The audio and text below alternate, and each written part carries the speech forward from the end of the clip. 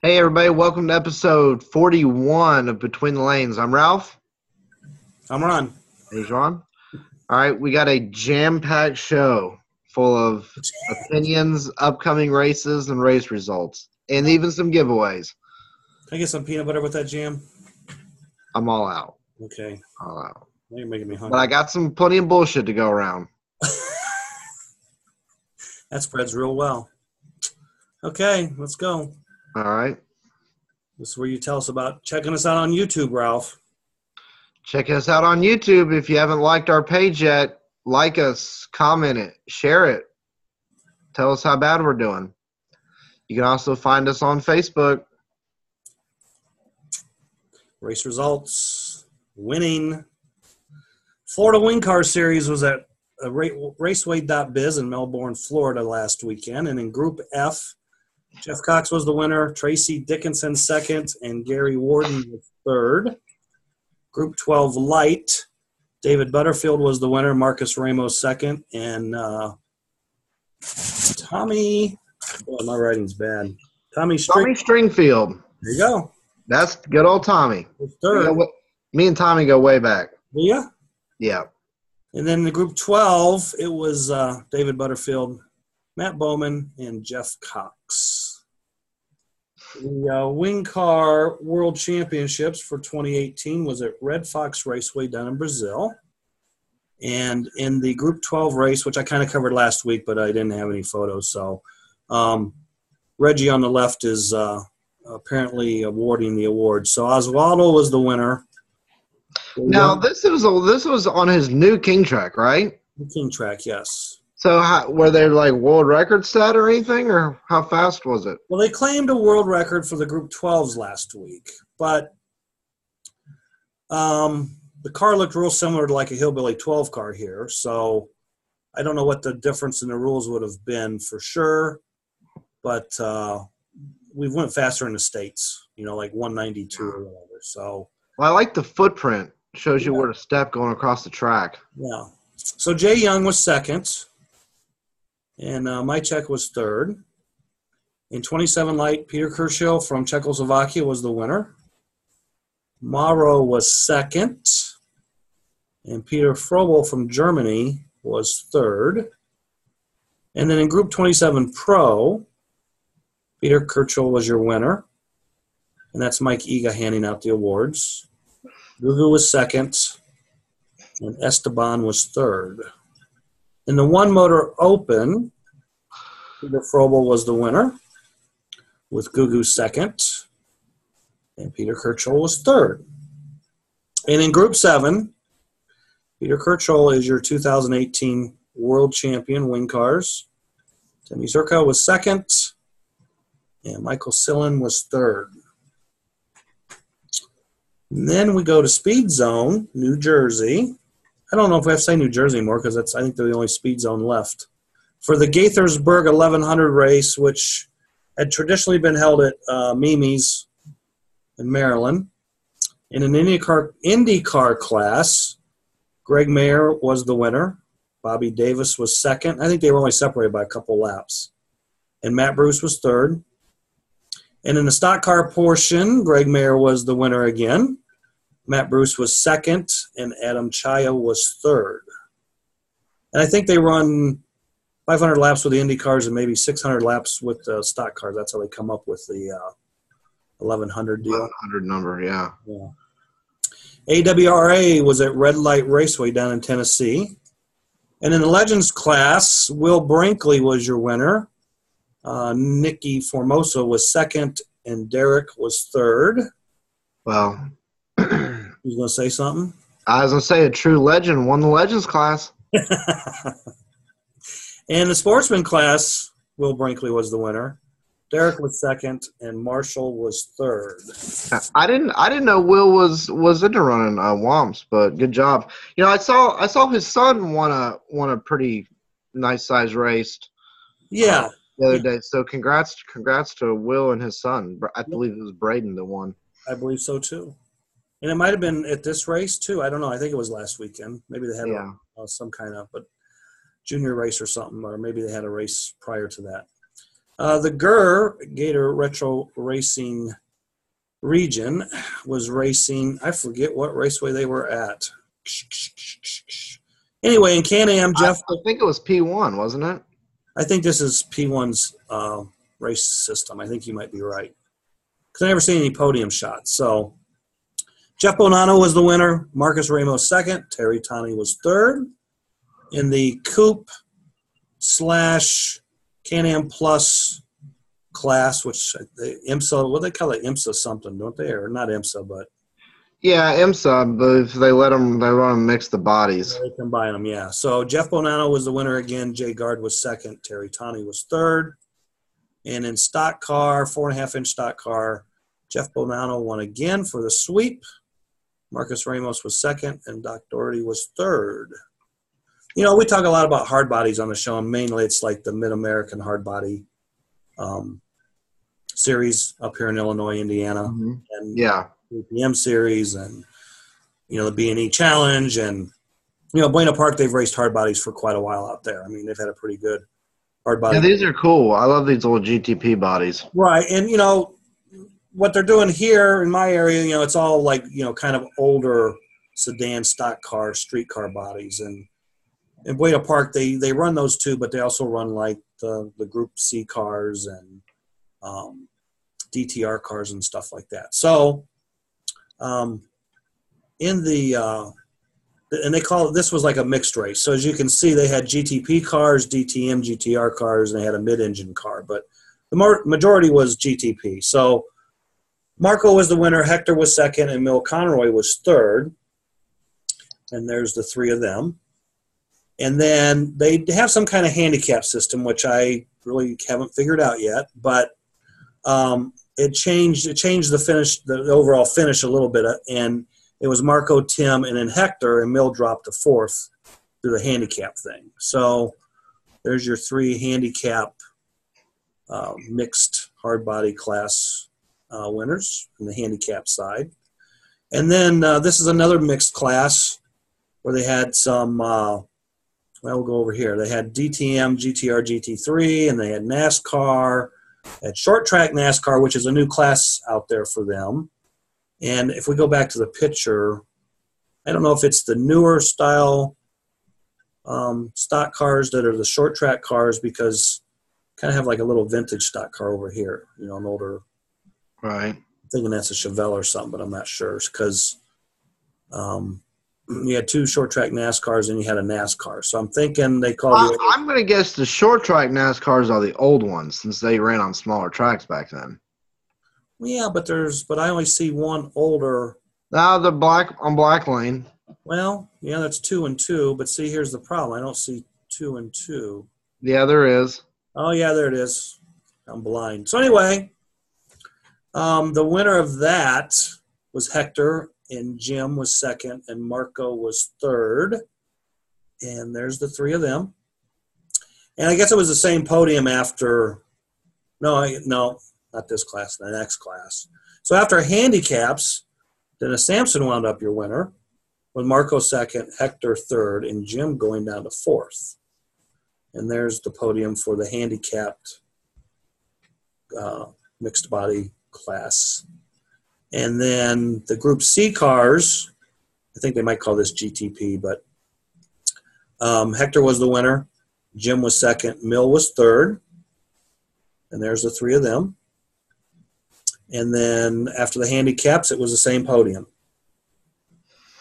So there you go.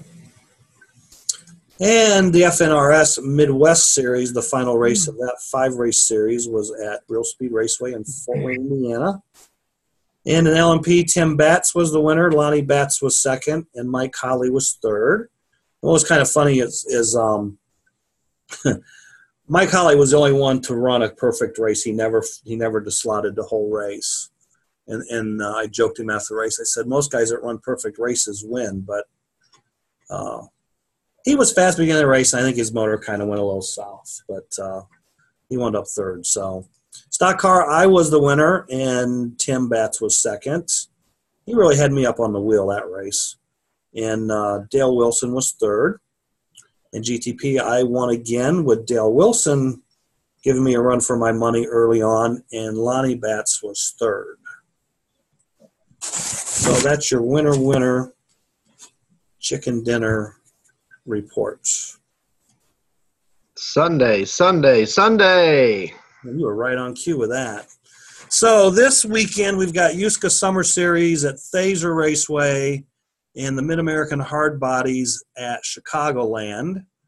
And I don't know if the whole race is all handout kind of IROC type cars, or maybe one class is and they're racing something else. But the Mid-American Hard Body Series is at Chicago. Or I should say the B&E, it's a Crosstown Challenge race, is at Chicagoland. And, of course, the Indianapolis 500s this weekend and the Charlotte 600 and Formula One from Monaco. Yeah. There's one. Be on fire. Hot topics. Okay, so Flexipalooza is a week away after this weekend. And we'll talk more about that here in a few. But I think we're at 57 spots are paid for. Yep. 64. So if you're thinking about it, you better get moving. Yep. And USRA, two announcements for them.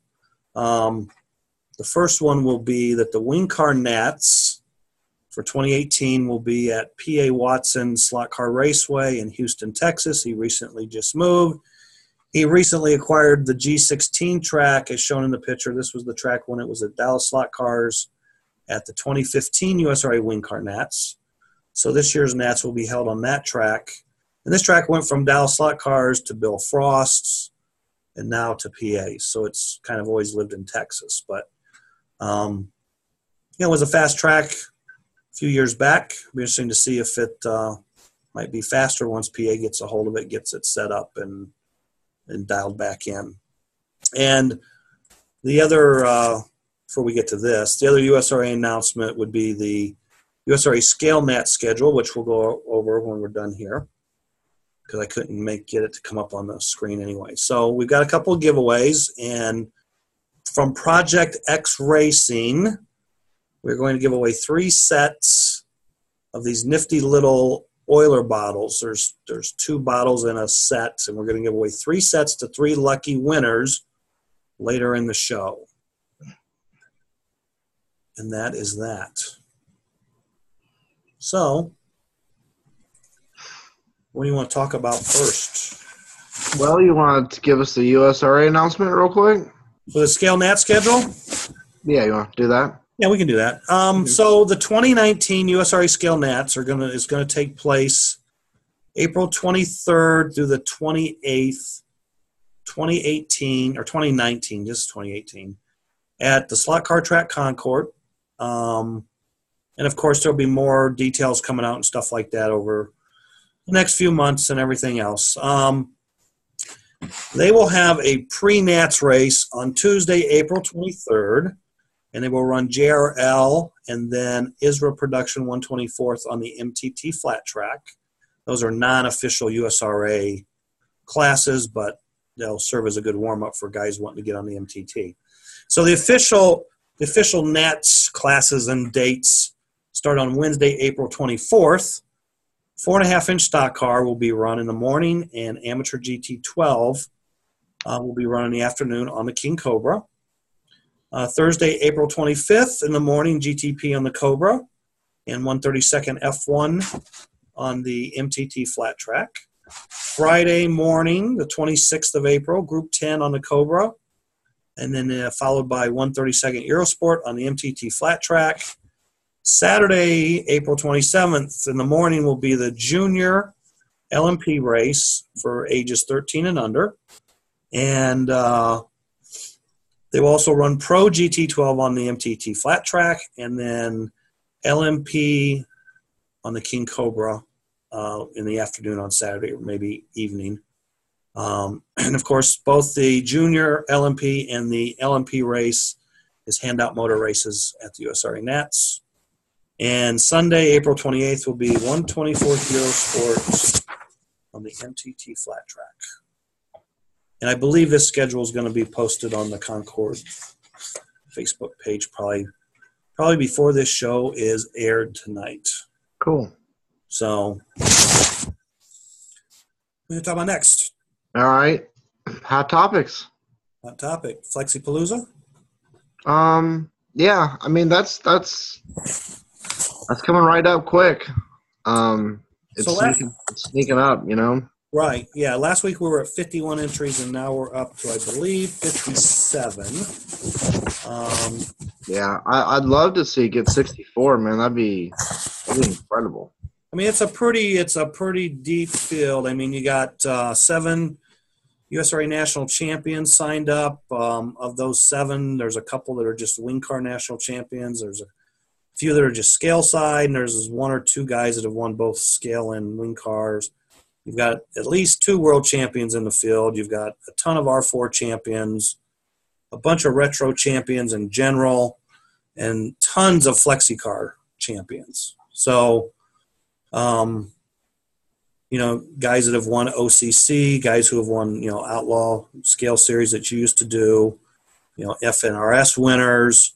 So far, there's 10 states represented, and then some guys from Canada coming down. So, yeah.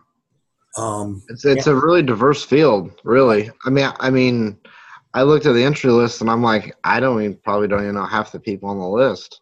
Yeah, there's a few of them that there's a few I know their names, but I've never met them, never seen them, never raced with them, so I can't comment.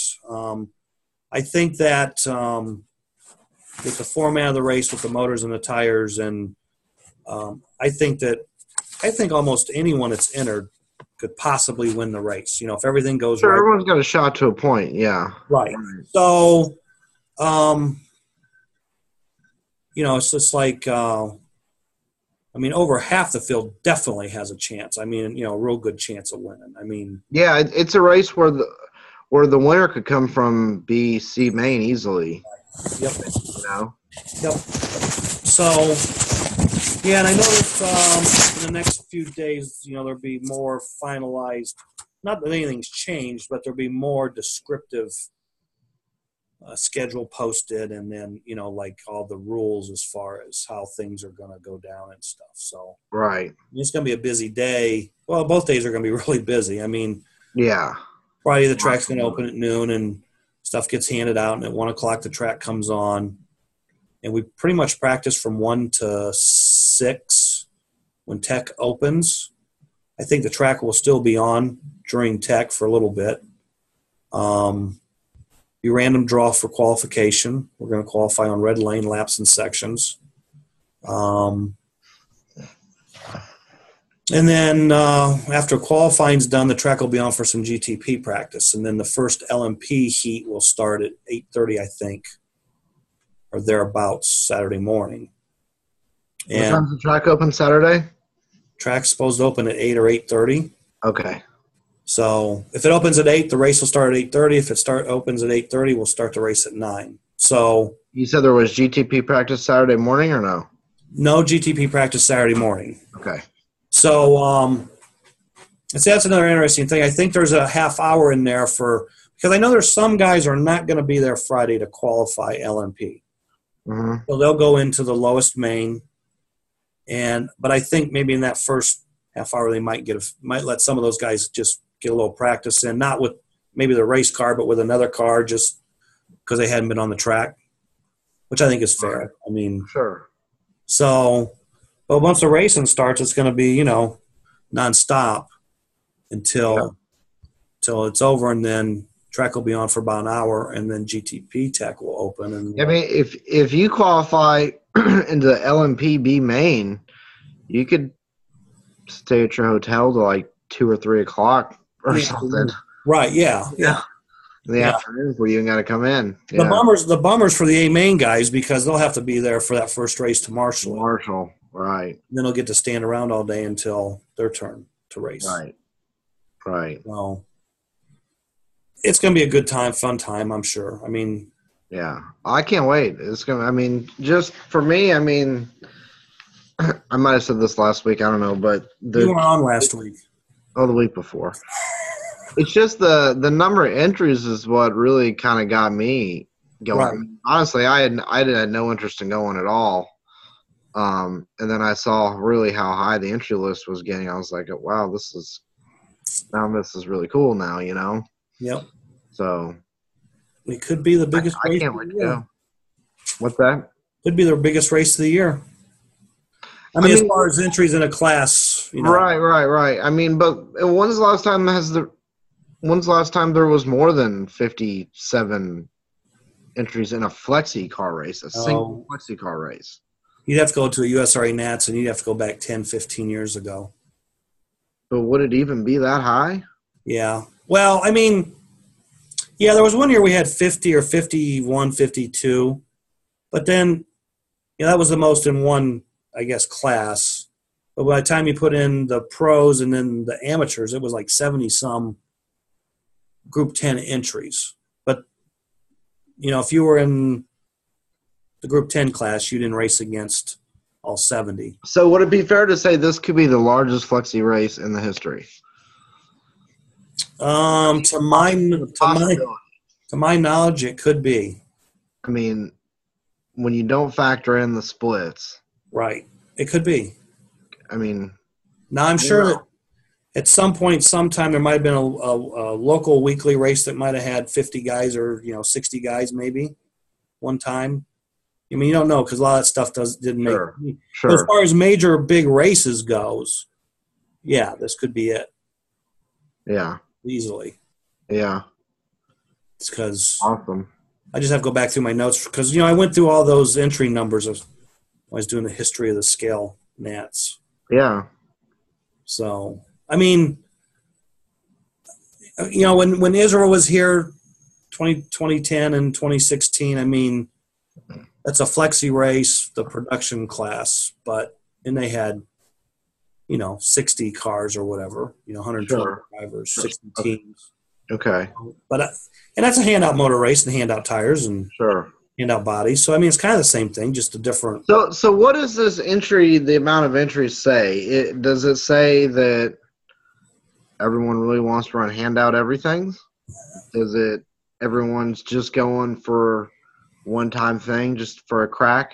Well, that's the do they just want to crack at Ron on a Gerding King track, or I mean, what? Because being in June, this typically isn't a month where you get a lot of people to a race anyway. Well, and I think there's a lot of guys that aren't there because it's in June too. And there's not a lot of people that really go race in Michigan either, honestly. You know.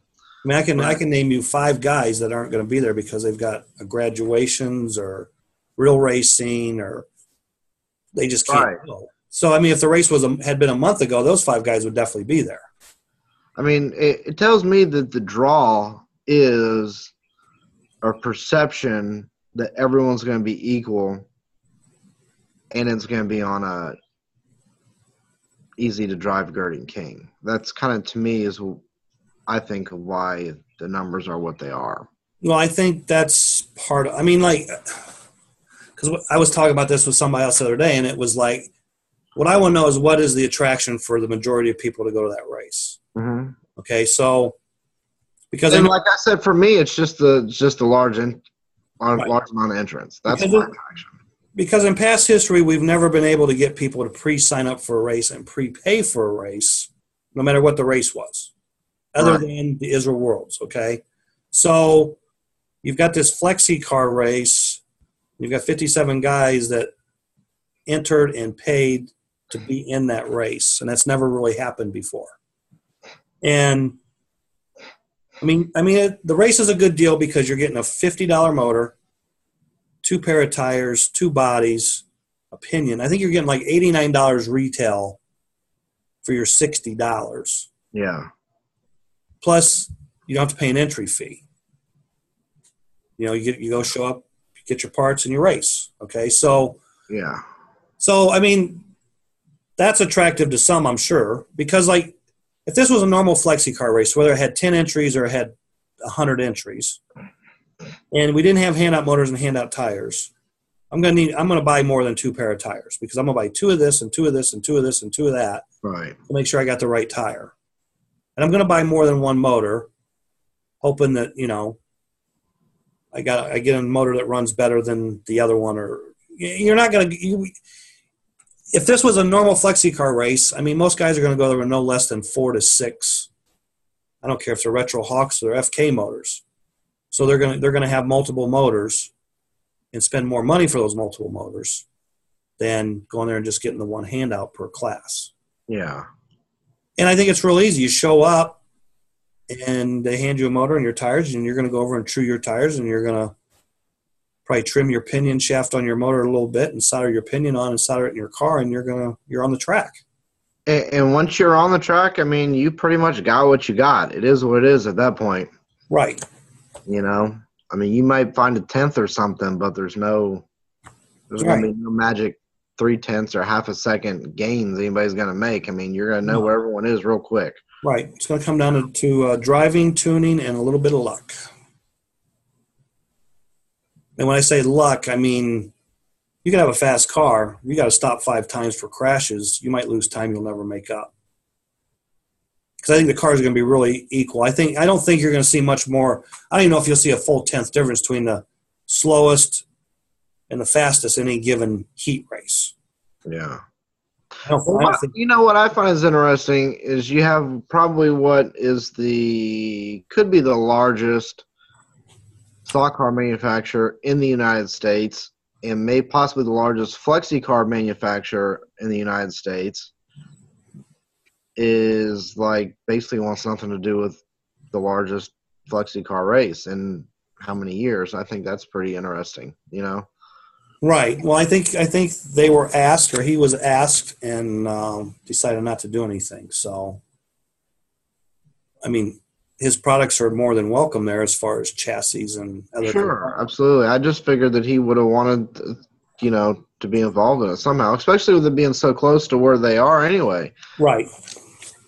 But that's here nor there. That's just, you know, it's just personally, I was just a little surprised. Right. I know I'm sponsoring the event. You're sponsoring the event. There's a lot of other manufacturers sponsoring. We got ProSlot. I think we got Alpha. Yep. Mid America, Parmesan, ARP, Precision Slot Car Products. Yep. That's all I can remember. I'm just thinking off the top of my head. I'm not trying to leave anybody out here. And Right Way was in. I don't know if. Yeah, Right Way was, but we'll call him still in. Yeah. I mean, due to unfortunate circumstances. Yeah. I mean, the intent was there. Yeah. For sure. Exactly. There's definitely going to be stuff there, but doesn't look that way now. So. See, I'll pull up the official sponsorship list just because I don't want anybody writing me saying, "Oh, you forgot me? You're screwing me by now. You don't like me. You left my company off the list." Yeah, I think we're going to have a last minute maybe sponsor join in that won't want much fanfare, but going to do something for the racers. So. Okay. You know what? I don't have the sponsorship list. You can go on the Facebook page and look at the T-shirt artwork. Yeah, good call. Yeah. That's how I do it. Yeah, and you know that's another amazing thing is that this race has only solely been promoted off of Facebook. Yep. You know? Right. Okay, so your official sponsorship list is the Mazzetti Racing, Alpha, Out of Sight, the Sawdust Man, Parma, Mid-America Products and Rough Cuts, Right Way Products, Race Pace Painted Bodies, Precision Slot Cars, ARP, Pro Slot, and RTR. Okay. See, we forgot a couple. Yeah, we did. So. But, yeah, I mean, you know, like I said, Facebook, wow, you know. Right. And there's a lot of people that didn't even know or don't know about this race because they're not on Facebook, you know. Right. There is a portion of people that have no idea this race is even going on. Right. You know. And I know there was a little announcement about it over on Old Weird Herald. Right. And I know that at one time, I think in a conversation over on Slot Blog it was mentioned, but I don't know if there was an announcement posted there or not. So. Right. The power of Facebook. Yeah. All right. So speaking of Facebook, another pretty heated debate that went on over the last few days is bearings versus bushings. And now this was mainly on a drag racing page. There were a lot of roundy round racers weighing in, and you weighed in. So, yep. I have my thoughts. What are your thoughts? Okay. I mean, okay. If I could run ball bearings in my FNRS GTP car, I'd still run oil lights. Yeah, me too. Because bearings are not going to make the car go any faster. Okay, so like I posted over there. I mean, many years ago, when I raced Group 27, I went 2 races in a row, and in practice, both races blew a bearing out of the axle. You know, we put another bearing in. Okay, fine. Went to the next race. The other bearing blew out. I told Randy, I said, just put oil lights in the damn car, because I don't want a bearing to blow out in the middle of a race. Practice is one thing, race is another.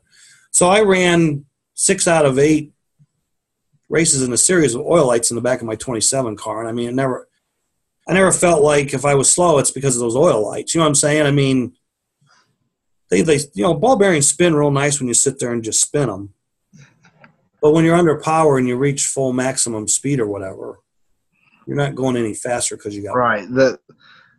How long it spins when it's not under a load really has no relevance to anything. Correct. I mean, as long as the bushings are aligned properly, it's not impeding its ability to reach terminal velocity. Right. Then doesn't matter. I mean, to me, the bearings allow maybe newer people to get away with not having their axles aligned properly. Because you can be a little crooked here or there, and they'll still spin up nice, obviously. Right. Where a bushing, when it's not in right, yeah, it's not really going to be right. But right. you do bushings properly and use quality bushings or oil lights, there really shouldn't be an on-track difference, in my opinion. No, and like, again, it depends on the class of cars and stuff you're running too. I mean, low-end stuff isn't really going to gain that big of an advantage with the ball bearings. I mean, basically in opens and 27s, the ball bearings are lighter than oil lights. That's the main reason you want to run them. And they should be more precise with no slop or play. Like an oil light can have a little bit of play in it when they get a little worn out or whatever. So, I mean, there's certain classes you definitely want to run bearings. It's like motors. I mean, a lot of motor classes you can't run ball bearings. But if you can run a ball bearing, I think in a motor it's more important to run a ball bearing than an oil light. Right. Because the ball bearing is not going to wear out. Shouldn't wear out and kill your arm shaft, know? Right. So, yeah, I mean, if you can run and it goes back even in a motor, sometimes you're not allowed to run an oil light ball bearing. You have to run a bushing. Okay, fine. Some classes might then change their rules and say now you can put ball bearings in your end bell. You've already got one in your can. But it's like the motors don't go faster because I put an oil light in my end bell. You see what I'm saying? So, right. But it all comes down to alignment and everything. I mean, most guys ruin their ball bearings when they solder them in their chassis to begin with. Right, yeah. You couldn't get a ball bearing hot like that. They turn them into grinders. Yep. So if you're not epoxying or gluing or Loctiting the ball bearings in, you're really doing them. You can solder them, but you got to really know how to do it, and you got to be very careful. Yeah. Yeah. But they can be soldered, but it's not recommended if you haven't done it. Right. I mean, you got to have everything clean, everything pre-tinned, and you just got to barely hit that thing with enough heat to melt that solder and lock it in there. Yeah. Other guys don't clean stuff right, and they sit there and just keep holding the heat on it until the solder starts to flow, and by then the bearing's junked. Right. So, and then there's good bearings and there's bad bearings. I mean, when it comes to ball bearings, so I would never run a $1 ball bearing in my axle. Maybe if I was drag racing, but not road racing. No way, Jose. Yeah. Well, man, that is what the majority of the people who retro race probably use, though. I think, well, yeah, but I think probably the more serious upper guys, just because of experience, they know Yeah. I how mean, you get much what you pay for. Right, right. So. Because I know when Randy one time was building cars. I mean, we tried the $1 bearings. That was like, no, because they were shot after one race. They were no good. You had to replace them. Right. So, we would run. For a long time, we had really good luck with the ProTrack because ProTrack sold a pair of bearings for like $9. I don't know where they came from. They were probably Japanese bearings, not Chinese bearings, but they were really good bearings. Other than that, he'd put like the Coford premium bearings in there at $22 a pair, and right. I mean they would just last forever.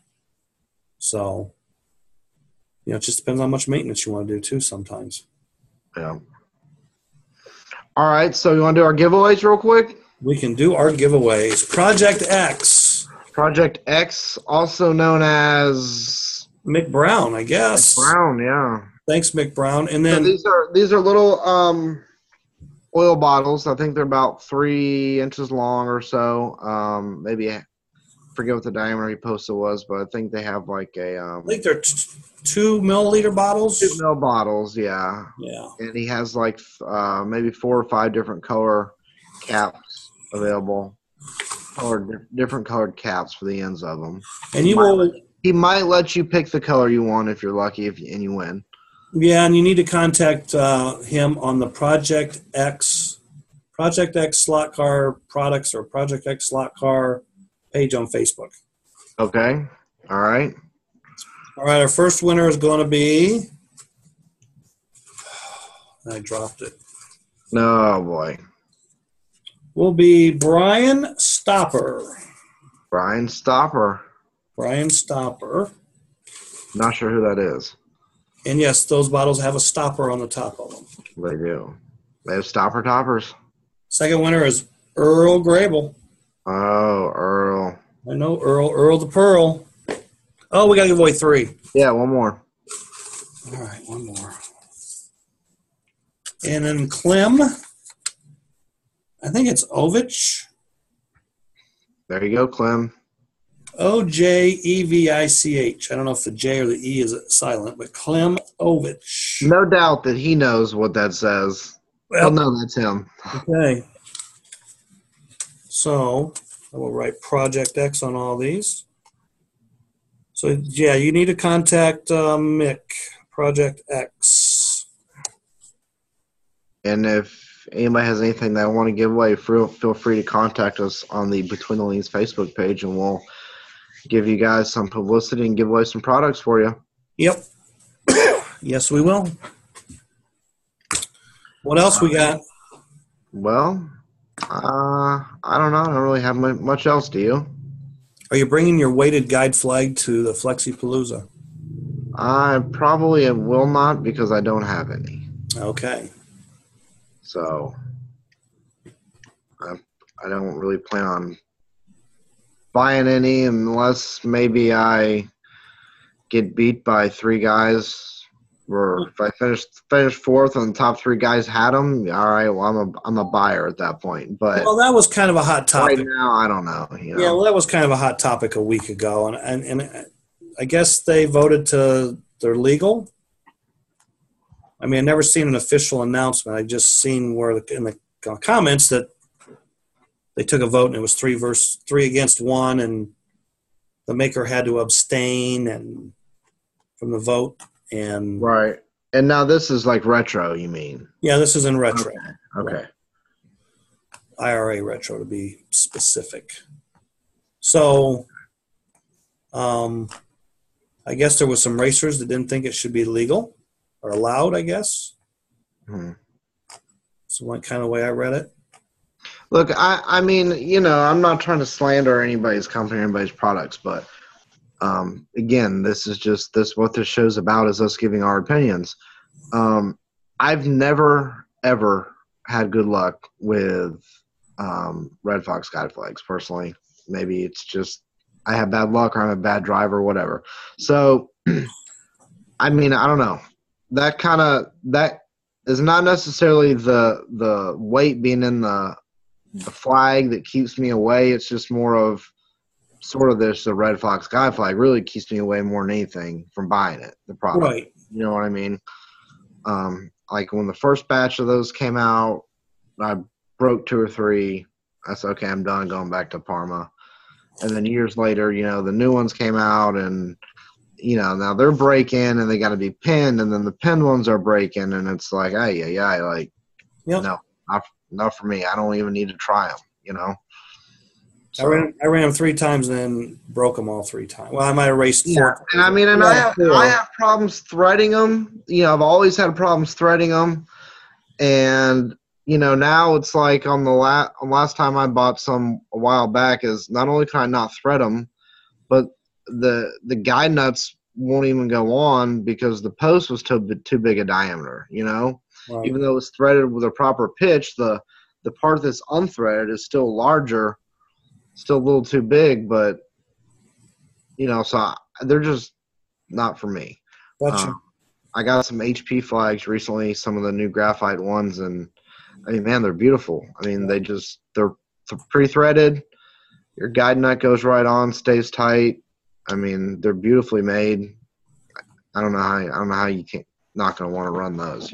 Well, like I posted it. I mean, it's the best threaded threads I've ever seen on a guide flag. Oh, absolutely. They're very nice threads. Other than doing my own, I mean, out of the package, because when Roger first got them, I said I want some unthreaded, and he's like, I don't have. They're all threaded. I'm like, all right, well, send me a couple. I put them in the car, and it's like, these things are beautiful. Yeah, they really were. So I got more, and I put them on all my cars, and it's like, man, these are so nice. I mean, it's just thread right down, and they'll wobble, and nothing's I mean, and then I just got some graphite ones, and same thing. I mean, they're the same way. They're just, I mean, I've got like 3 different versions of the HP flag, and they're all nice. right. They're all nice like that. Yep.